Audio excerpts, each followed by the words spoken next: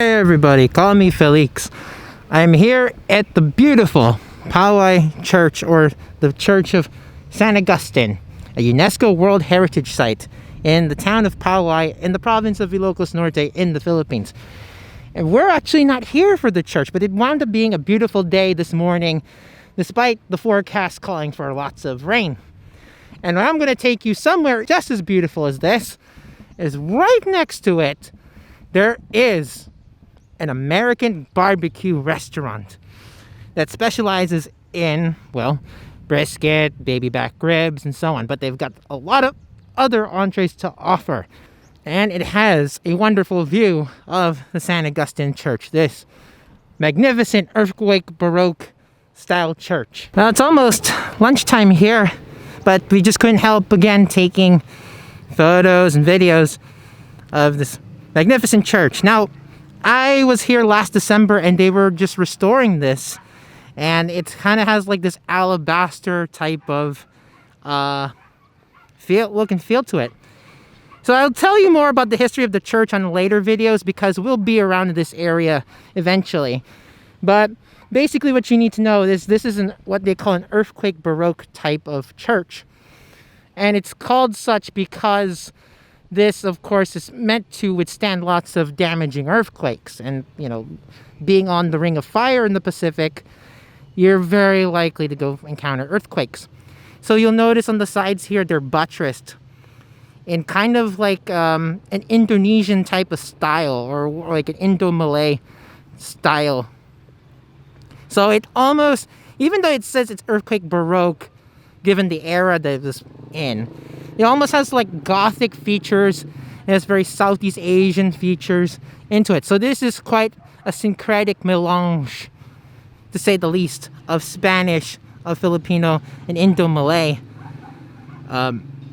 architectural cues. Now you can see this plaza here with the church and such. It's beautifully planned, almost like how it was in the Spanish colonial days. And of course this building here takes some design cues. Now I can't tell you whether it's like, you know, dates back to then, but it's basically made in the same styling. And you can see you can get some coffee here apparently. And over on that side there's the famous pinakbet pizza place. We'll encounter that someday. That's called the Herencia Garden Restaurant. They do, again, a fusion of pinakbet pizza. And Dad's getting impatient over there, all the way over there, because he wants to go eat Texas style barbecue. And of course I always have JP with me, and he's the Texas boy around here, so I do put a lot of weight on his opinion. My expectations are up. Everybody's expectations are up. Let's go feast. And kind of heightening the anticipation is just how so well laid out this Spanish colonial building really is, and beautiful as well. Did I tell you that this restaurant has some amazing views of the San Agustin Church? Well, the first thing you got here is some smoked andouille sausage. So, a little appetizer. And of course, I'm gonna try this first because, you know, very important here. So I'm gonna go take some of this spicy andouille sausage, dip it in some of this, I think, house mustard, and here we go. Meat is freshly ground. It has a little texture. It has like a little sour smoky note. Not really so much about spice, but it's well spiced. That's burnt ends. This is burnt ends, and it's a little surprising. This is like the ends of the beef brisket. So, for my Filipino viewers who are not used to, don't know too much about American barbecue, these are like the fatty ends of the beef brisket. So, the only thing is, it doesn't have like the crusty bits though that I'm kind of used to with burnt ends. And Dad, of course, will pilfer some. And I'm gonna dip some in this. It looks like Mang Tomas.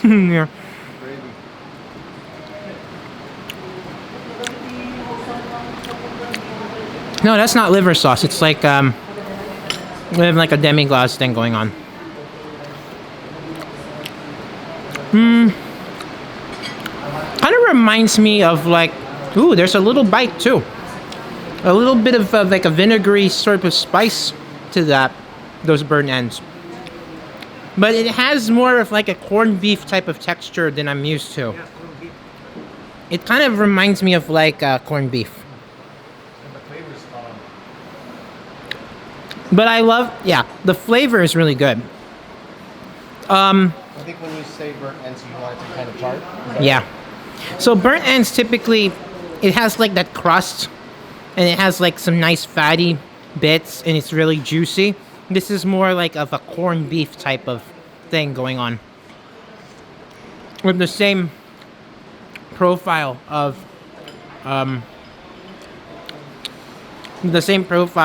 burnt ends.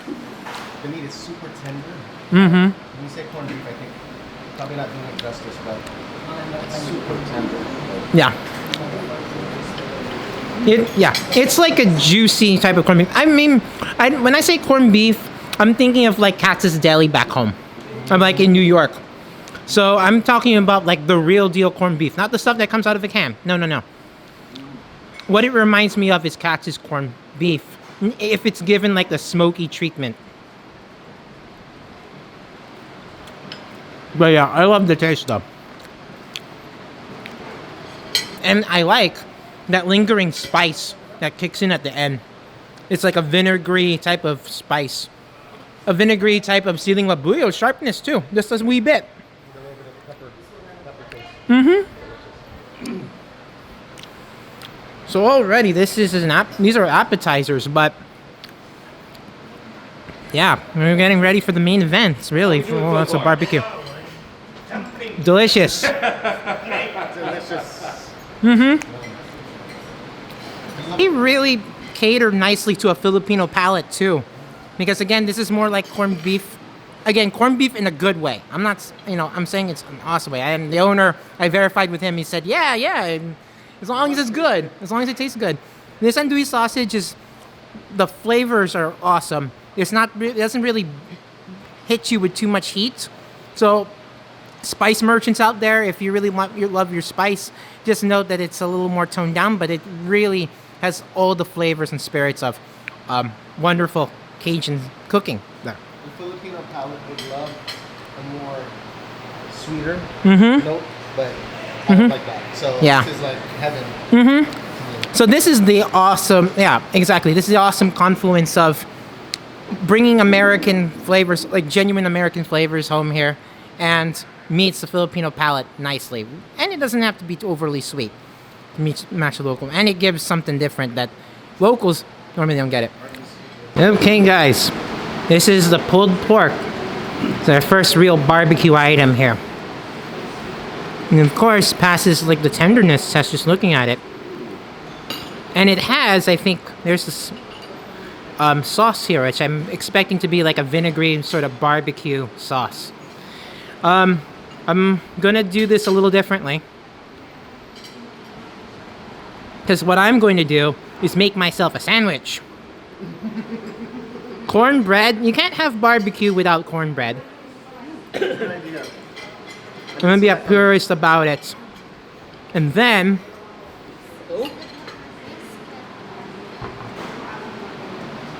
there's beef brisket. All the food's coming as I'm talking here. We'll try to share this though. Oh my gosh.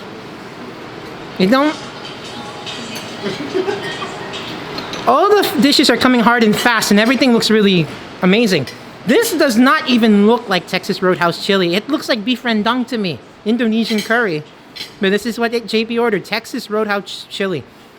Texas chili has no beans. It's authentic. And over there, I got some chicken gumbo with some andouille sausage. But I gotta share this around with everybody so they get a taste. But I'm gonna try my sandwich first. Or I'm gonna eat it like a cracker. That pulled pork, nicely cooked. It is delicious. And that sauce too. And on that cornbread, which is nicely baked too. Nicely baked. And it's not too hard, not too crusty. I like the texture, love the texture of the cornbread. I'm just gonna put some mac and cheese on top of my sandwich. Pulled pork sandwich with mac and cheese. Now, I'm gonna tell you that this cheese is not the stuff you buy at the supermarket here.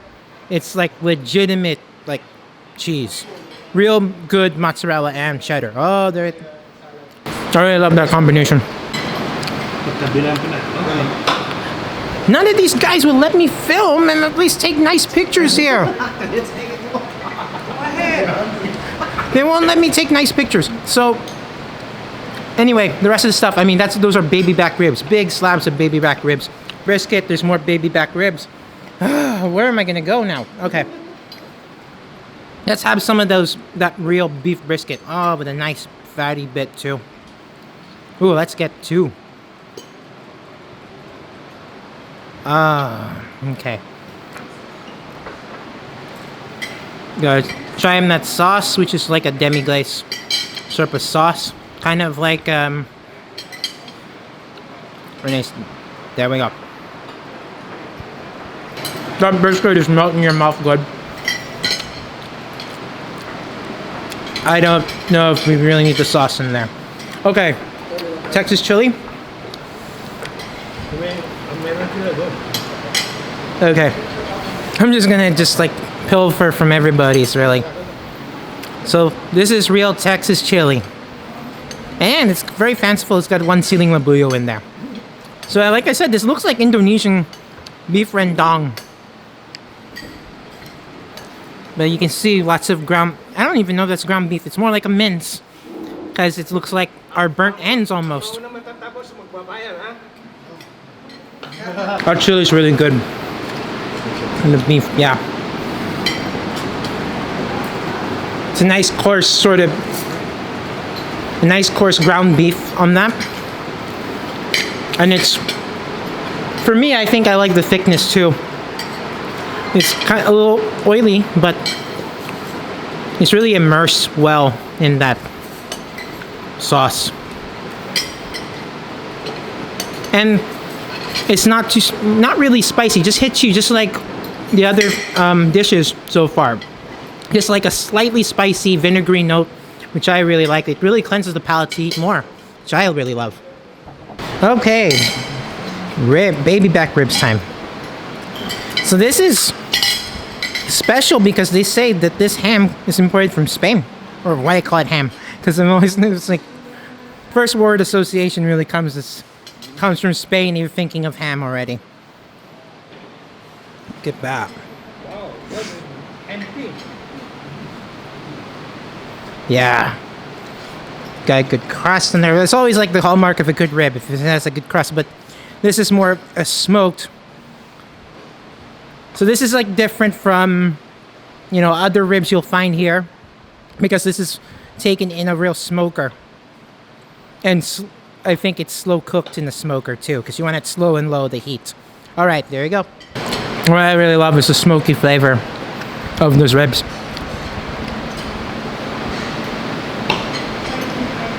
It has a little bit of a crust. It has a little bit of a crust too.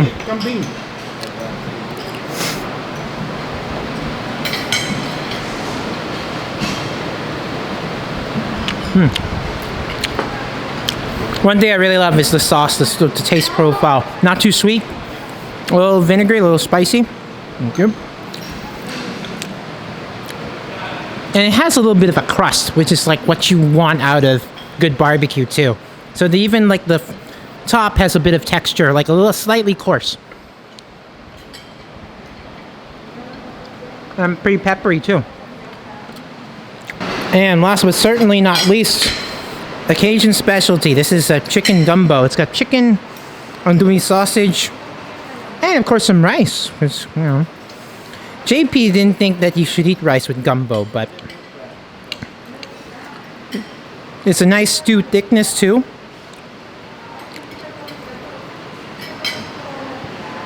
There's some andouille sausage here somewhere, so I'm gonna take that top there. And there we go. Or like a stew, I think. And To me, it's almost like a cross between... Now, this is a funny comparison. A fritada or caldereta mixed with a Cajun gumbo. That's what it tastes like to me. That is hearty and delicious. Chicken cooked beautifully. It soaked up all that Cajun seasoning. And that you definitely get a lot of those andouille sausage spices that have gone into the soup or the gravy.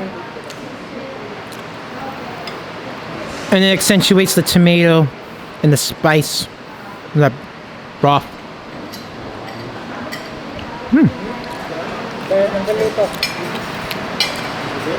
And again, I love this warming spice at the end. I think, given all the portions here, and I think since we're ahead, I think we can finish all this. I think so. Oh, back in a bit. I got to know her better, and then she started coming here once in a while, and I met her, so we became. It's all good now. It's an interesting place. Yeah, hey, I'm not sure because it's by the time you have the north is close to here. I'm sure this is where. We get photos and videos. So this is actually salami Milano. So this is I made these yesterday. So these are fermenting now. So they'll hang here for about 72 hours, and then I'll put them into my. That's a dryer there. It looks like a refrigerator because it is. But it's also a dryer. Sure. And then this is the smoker. So I made this. I made the smoker. I had somebody make it for me. And how long did it take to construct this? The smoker? About a week. Oh, only about a week? Yeah. And it works great. So we can do about 150 kilos at a time if I need to. Yeah. Now we do 25 or 30 kilos at a time. But you know, it is what it is. When we were busy, we used to smoke a lot. Yeah, for sure. Yeah. Really cool. And then you were saying that you were going to do some other charcuterie items like Yes. So we got. So this is the first salami. Let me just move this so that it's hanging properly. So tomorrow I'll be making about this amount. So this is about 25 kilos. So tomorrow we're going to be making salami calabresa. So it's like this except that it's spicy. Yeah. So that's for me. Yeah, that's for me too. And then so over here, so we've got. So this is pepperoni. So the pepperoni is really going to be for in-house use. Yeah. This is Spanish chorizo, guanciale, Spanish chorizo and guanciale here. And then this is pancetta. So this is the Italian bacon. Yeah. We have the pancetta roll, and then this is the just the flat. And then this is what I was saying earlier. This is a Polish salami. So it's small, but they're very yummy. So this just keeps it to like 15 degrees centigrade. Sure. Let it keep just so that it dries and cures in here. Oh, great. But we just started doing this, so but it's good. On top of the barbecue and the pasta and all that good stuff. Yeah. By the way, guys, this is Chris, the owner of Smoke. And he's been an awesome, kind owner, showing us everything and treating us really well and such. And you have an amusing story here, because like what I thought to myself was, why not Manila? Why not Cebu? Why not Davao? You just got here by chance, basically, way up north. Yeah. So my partner owns a resort in Pugad, another hour and a half north, and I was in software. I managed 250 software engineers. Yeah. In 2016, the company I was working for let me go because they were moving their development team to Europe. So I was up here saying, I don't know what I'm going to do, and I decided, let's open a restaurant. So that's how we got here. And then you also have a kind of accident with that story too, because you were originally going to be Spanish. So this is going to be Las Tapas del Paseo. It was a Spanish tapas bar. Yeah. And our third partner was a Spanish chef. That fell through because she couldn't come to the Philippines. She didn't want to stay here for a year without getting paid. Yeah. And she had some health issues, so she had to back out. So in the middle of construction, so I had already bought all of the tables and all of the kitchen equipment. Yeah. We had already been purchased, and I had already started putting up the walls. Yeah. And my partner was like, so do you want to do it? I was like, I don't want to do Spanish. So that was how, said, what do you want to do? So we said, let's do an American smokehouse. I think it will go well with the local palate, and it seems to have so far. Yeah. And it was more up my alley. I knew how to do it. It was easy. And then since then, your menu has expanded. So we've gone from just having primarily smoked meats and some local dishes. We expanded. We started adding pastas because people were asking for it. And then started expanding the Cajun, and the pasta became really popular. So we started making our own pasta because anything we can make better, we do it ourselves. And now we're doing the sausages and moving more, doing some Cajun stuff and the charcuterie. So we're getting more into the Italian and Spanish, aged and dried sausages. So, you know. Yeah. And sure. And I love to eat. So all of this stuff, everything I make is something that is passionate because I want it good because I want to eat it. Yeah, absolutely. That's how I feel about it too. And so it just so happens that I'm trapped up here for like, let's be like 5 months now since lockdown. So I'm right up your alley, basically. There you go. All right, Chris. Thanks so much. Thank you, man. All right. Peace out, guys. Peace out, guys. Right, we finished with lunch, and it was a fantastic lunch, I think. Oh, you're so full. So it's full. Amazing. It was amazing. And Chris, even more amazing, the owner of Smoke. The owner of Smoke is totally amazing. Very gracious. Very Talked gracious. to us, gave us a lot of feedback on his restaurant and recipes, and we're excited to come back again. So, definitely will come back again. I think this is one of the best international restaurants that you can get up north here in the Philippines. And free sausage. He gave us free sausage too. Give us some samples so the meal itself, and we ordered a lot from that menu without even touching the pasta and the pizza. And it came out to under 4,000 pesos. It's more accurately like about 3,800 pesos. So yeah, it's a little pricey, but absolutely worth it, especially because he's using Chris is using special ingredients that's exclusive to Spain, his meat. Yeah, his baby back ribs come from Spain. His cheese is legit cheese, not cheesies. So not like this dense stuff, you know, or fresh San mashed Miguel potatoes. cheese. Yeah, fresh mashed potatoes. And everything. butter. Yeah, so they said pretty much everything's made in-house and such. And they're even going to make their own ketchup and make their own mustard. It's refreshing to know that there is a restaurant out here in Ilocos Norte that you guys can go to. And let me tell you this, I mean, right by one of the major tourist sites in Ilocos too. And you saw how breathtaking those views were. This is your view while you eat. So amazing. It's just purely amazing experience. And it's a wonderful space too. Makes you feel immersed in it. And with that said, we're really happy campers today. And if you like this video, give me a like, give me a comment, thoughts and concerns, such. And better yet, subscribe for more content, because there's a lot of it while we eat around Ilocos. And bye for now. Empire never ended.